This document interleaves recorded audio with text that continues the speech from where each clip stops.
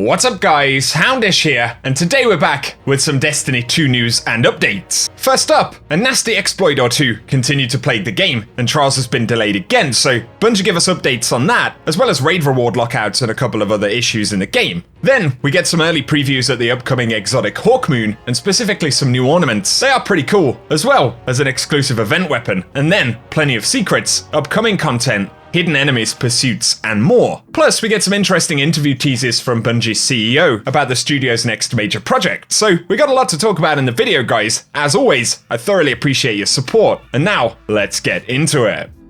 And so, of course, yesterday, Trials of Osiris was meant to return after being delayed since the launch of Beyond Light. And essentially, at the same time as it went live, or within a couple of minutes of that, Bungie did tweet, due to a recently discovered issue, Trials of Osiris has been disabled for this week, and we are currently investigating to determine when it will return. Kind of strange that it took until literally when Trials was launching for it to be cancelled again. I believe now there is a bug with the Behemoth stasis subclass that's making players invisible or something like that. So it's pretty unfortunate, and we'll have to see whether it's something that Bungie can get fixed before next weekend. Of course, once Trials does return, we're going to get access to Adept weapons for the first time.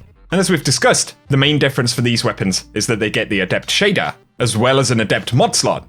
And you can see all of those stats are boosted to plus 10. So plus 10 from Adept range, including plus 10 from Adept impact, which is curious. Could be very nasty on weapons like the Summoner. And so for players going for Lighthouse runs, there will be new stuff to chase. Eventually. We're just going to have to wait until nothing is breaking it horribly, I suppose. Also the other day, something I missed, but Bungie said that they were investigating a problem where the spoils caches in Deepstone Crypt were listing incorrect armor and weapon rolls. Basically, the exact encounter loot tables for the raid aren't listed correctly on the caches. They're nearly perfect. But Bungie also said that as a result of the character raid reward fix, players who accessed the Deepstone Crypt before the weekly reset, and some who logged in between 9 AM and 5:30 PM PST on Tuesday's reset day, can only acquire loot from the raid on one character this week. So if you've been running it and not getting loot, it's an unfortunate bug, and they say, as of Tuesday, loot drops themselves at least should go back to normal. Now though, let's move on and speak a little bit about some upcoming content. And one of the people in the community who speak a lot about upcoming content would of course be Jinsa, and recently they did share some upcoming Hawkmoon ornaments for this season. So outside of the trailer, we haven't seen any of these ornaments or had a look at the weapon perks and stats and things like that in game yet. But there's an ornament called On Ashen Wings. It's a really kind of gothic ornament there, as well as one with a classified name, but it's listed inside the game collection at least as being called Feeling Lucky. And the Judd Sub did post some actual in-game renders of what these will appear like, so we can see they are very, very cool looking ornaments. Again, one of them being more gothic, and then the other with an almost kind of Tex Mechanica theme. Also has the Ace of Spades icon on it, so we can kind of see the theme going on right there. And obviously, these are going to become available once the weapon actually drops, with the quest likely to be coming from the Crow. But Jinsa also shared what appears to be an upcoming event weapon, possibly for the Dawning, at least based on the styling of the weapon. It's only the raw model, but it's at least somewhat similar to some of the Dawning ornaments for exotics for this year. Currently classified, but it's a high-impact frame fusion rifle. And if it is something that's dropping this season, once again, it's most likely to be an event weapon, or some piece of upcoming seasonal content that's being kept secret. And so give us your thoughts on those guys, but outside of events and quests like Hawkmoon, other major pieces of narrative content do appear to be on their way. So, of course, Osiris returned this season, kind of, and we saw the Crow save him in that mission on the moon, but in one of the pre-launch trailers, we did see a scene where Zavala and Osiris, as well as two Cabal guards, are standing together looking at the Cabal hologram of a pyramid ship. So, of course, this has potentially very big story implications, Friendly Cabal being one of them, but also, currently, Osiris is just standing there in the Tower Bazaar.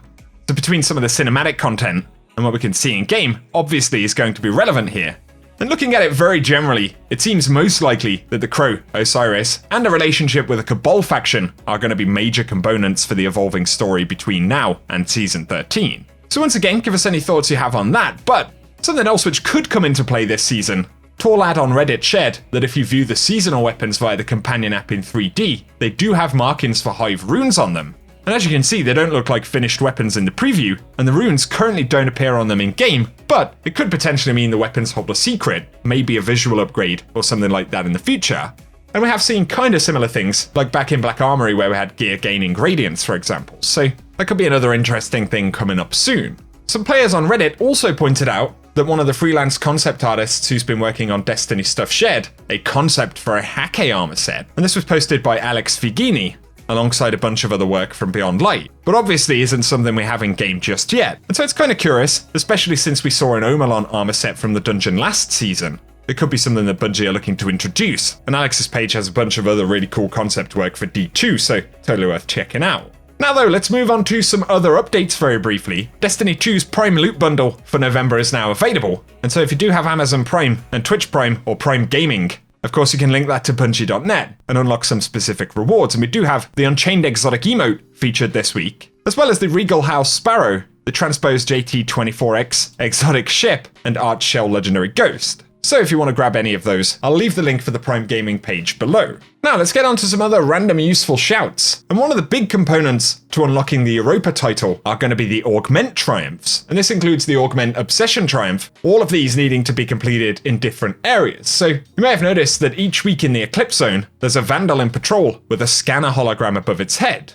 And before you can interact with this enemy, you need to purchase a buff from Varix called Braytech Transponder. Once you've got it, if you head to the Scanner Vandal in patrol with the icon over its head, you can kill their guards and then eventually take their scanner augment. And this allows you to head to different areas around the Eclipse Zone and complete augment triumphs. So grabbing the buff this week gives you scanner ×3, and this is in Asterion Abyss where the Eclipse Zone is at the moment. The scanner buff that we've acquired is going to let us hack certain terminals in the area. So this week you can head to Nexus near the Well of Infinitude. And to complete the augment, you'll need to shoot drones in the area one at a time, and they will be highlighted. So shoot the yellow one first, and then the next one will highlight yellow, and so on, until you've destroyed them all and the terminal is active. So with the buff this week, immediately to the right and left sides of the chasm in Nexus, there are a total of 3 of these to interact with. So to get all of them done will in fact take many weeks, since they're going to appear in different areas, and you can only get 2 or 3 done per week. But it's a cool little mechanic, and once you've done all the ones in each area, you can get Europa drops, legendaries, as well of course as that triumph progress.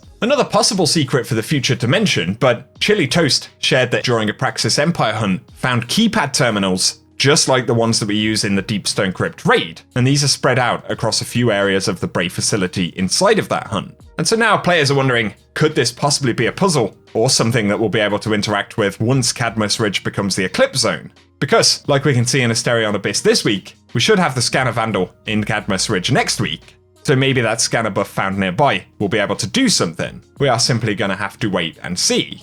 A couple of final interesting things here, but in case you didn't know, you can farm for Cloud Strike with your friends, even if you don't currently have access to Elect difficulty hunts. I should mention that you still have to have Beyond Light, the expansion, but even if you don't have Elect hunts unlocked, you can jump in with someone who does, because anyone who has them unlocked can boot it up, and you'll still have drop chances at the Cloud Strike regardless when you actually run through it. So if your friends are farming, or if you can find a group who want to farm with the fire team, you can go right ahead despite your progress. Although, if you are, it's totally worth picking up Varix upgrade quests and keep working on them as you farm, because a few of them do require Empire hunt kills and things like that. So it's a valid shout. But also, the good Sir Tolkien on Reddit shared that Kvostov in the New Light campaign actually drops at power. So if you do want to get a power relevant white Kvostov, simply run the New Light intro once you're at a decent power level or even max gear score for the season, because you'll be able to get a Kvostov at your current power level. And so things like Kvostov trials could be a thing, well, at least when they actually bring trials back. But you could also do, I don't know, Kvostov versus Deepstone Crypt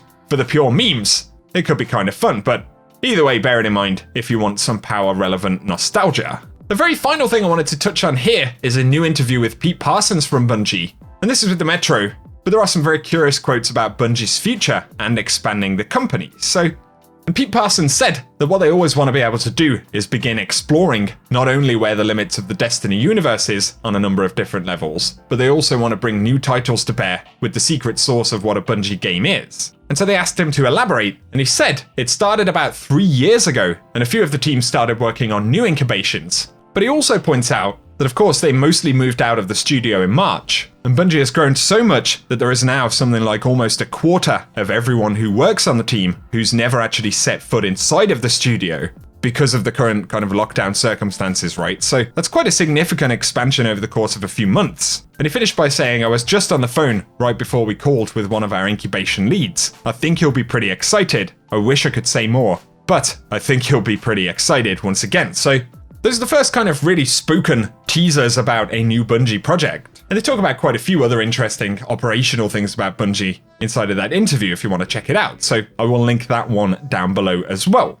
But as always, guys, feel free to give us your thoughts down below on everything that we've spoken about in this one. And if you have enjoyed it, a like rating is very much appreciated, but also feel free to get subscribed and turn on notifications so that I can keep you posted with everything related to the game. For now though, thanks a lot for tuning in, and I hope you have an awesome day.